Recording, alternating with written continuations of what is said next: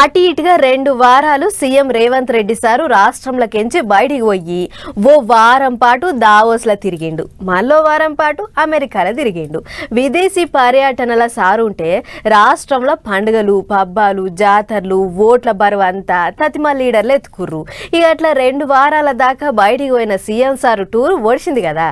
ఇక రేపటి సంధి సార్ పనేంది అని అంటే right, CM Revanth Reddy sir విదేశీ పర్యటన ఒడిసింది. 2 వారాలైంది సార్ రాష్ట్రం విడిచిపెట్టిపోయి. 19వ తారీఖు నాడు మేడారం తల్లుల గద్దెల కాడ పెద్ద పూజలు చేసి గాలి మోటలెక్కి దావోస్ కు పోయిన సీఎం సార్ ఇంతవరకు వచ్చిందే లేదు. ఓ వారం దినాలు దావోస్ లో ఆడికెంచి సీదా అమెరికాకు 2 వారాలు అడే నడిచింది సార్ టూరు. ఇక పోయిన పని ఒడిపించుకొని ఐతారం నాడు మాపు పట్టణానికి వస్తే సోమవారం మంగళవారం నిమ్మలబడి బుధారం కెంచి మళ్ళా మందిల తిరిగేటి కార్యం పెట్టుకుండు. దేనికనుకుంటున్నారు? మున్సిపాలిటీ ఓట్ల ప్రచారానికి. అవు సార్ ఏడాడ తిరుగుతాడో షెడ్యూల్ తయారు చేసి కూడా ఇప్పటికే 4వ తారీఖు నాడు నల్గొండ జిల్లా, 5వ తారీఖు నాడు కరీంనగర్ జిల్లా, 6వ తారీఖు నాడు నిజామాబాదు, 7న వికారాబాదు, 8న భూపాలపల్లి. అంటే మళ్ళో వారం ఎవ్వరికి దొరకడన్నట్టే సీఎం సారు. రోజుకో 2 దుక్కుల మూలల మీద మీటింగ్లు, సడకుల మీద సభలు, మందిలో నిలబడి ముచ్చట్లు. అబ్బో జోరుంటది కావచ్చు పో ఇక సార్ ప్రచారం.